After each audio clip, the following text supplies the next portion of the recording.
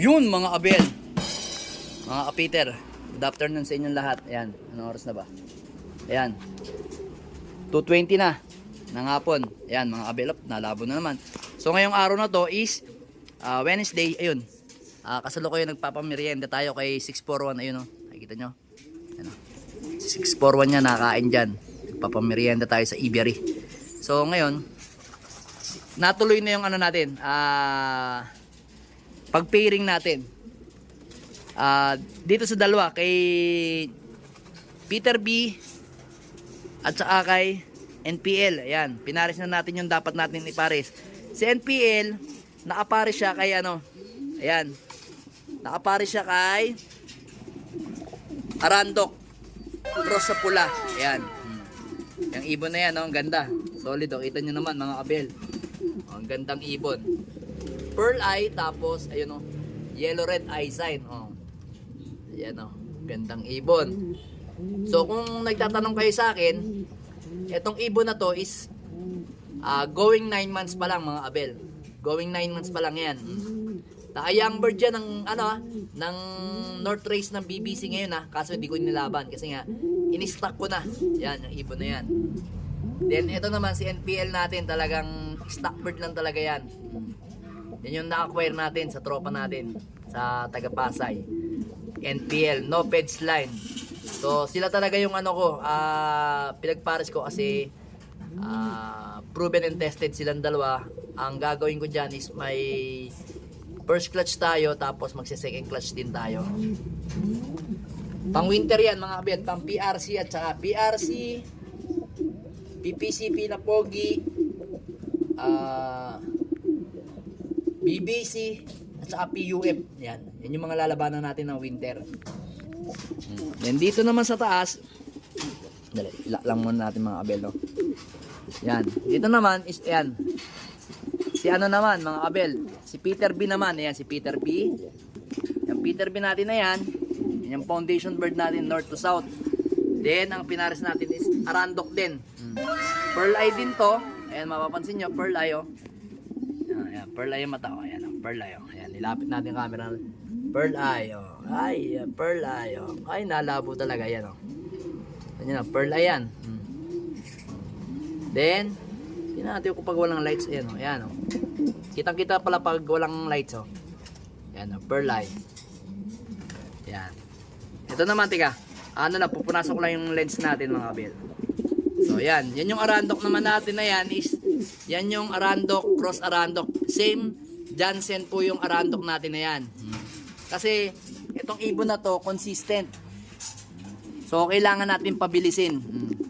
Kasi bumilis to nung ipinaris natin si ano, si Binstra, kaso nung wala na sa atin si Dugyot, meron naman pumalit sa atin yan, Arandok na yan, Jansen. US bird po ang mga magulang yan mga kabel, imported.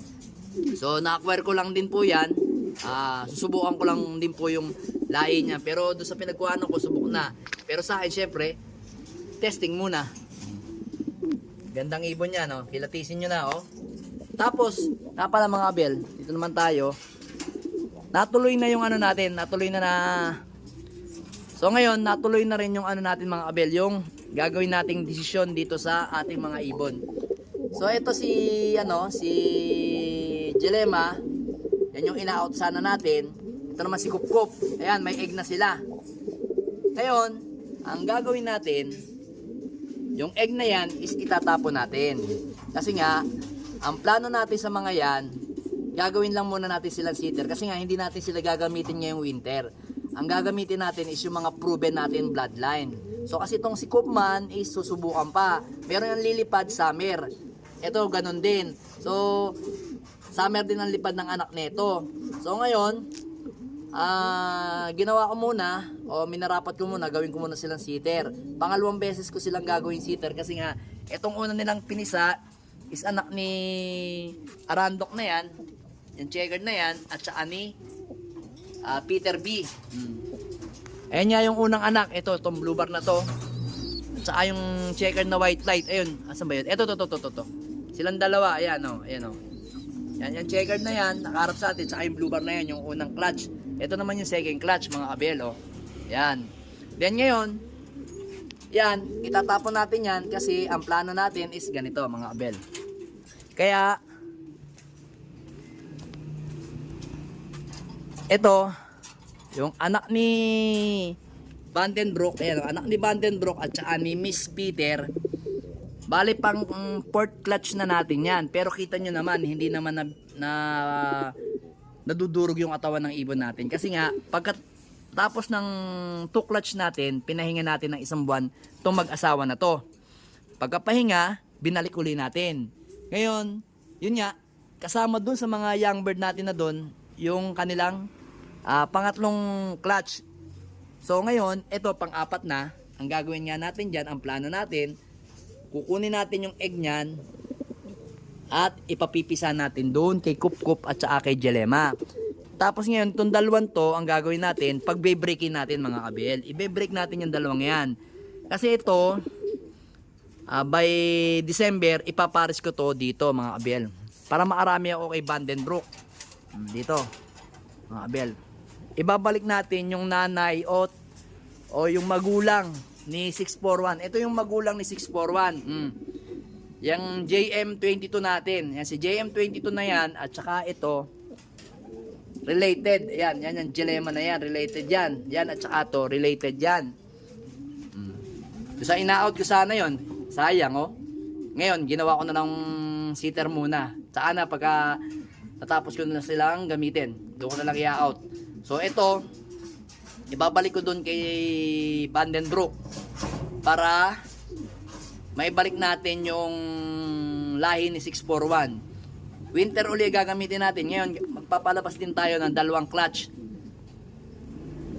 2 kailangan makaapat sila. O kung kaya hanggang 3rd clutch para hindi na tayo magbe-break sa kanila kasi tingin ko kasi talaga maganda yung combination ni JM22 at saka ni Vandenbroek. Tapos yung mga anak naman ni pangalan to ni Miss Peter is ayan yung black check na yan, ayun yung checkered na yun, ayun yung checkered na yun, napagaspas, ayun ang tapang ng stitch oh.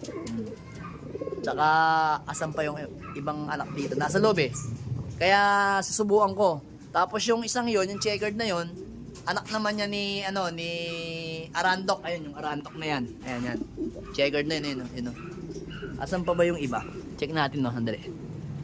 Alam ko na ayan si Hiwana pala yun. Asan yung isa? Ayun. Ito yung kamukha ni ito yung kamukha ni Miss Peter. Ayan mga abelo.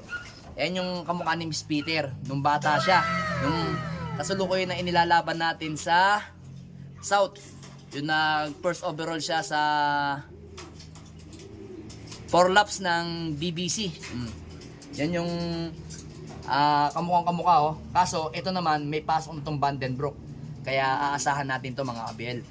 So halos yung natin, ikaw tapos ka na magmerienda. Sige, labas. Tapos na siya magmerienda yan oh. Tapos na siya magmerienda. So ngayon ang pagmimeriendahin naman natin is yung isa. Kasi lalaban din to sa first lap derby ng PRC mga abel.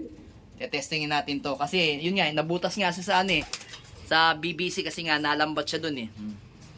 So ayun hanggang ngayon meron pa ring tama ng lambat sa paa mga kabel. Ayun kita niyo yun yung guhit na yun Ayan pakita ko sa inyo. Sige harap. Ayan yan. Umarap siya yan. Ayan kita niyo yung niya yung sugat niya ayan Yan yung tama niya nalambat siya.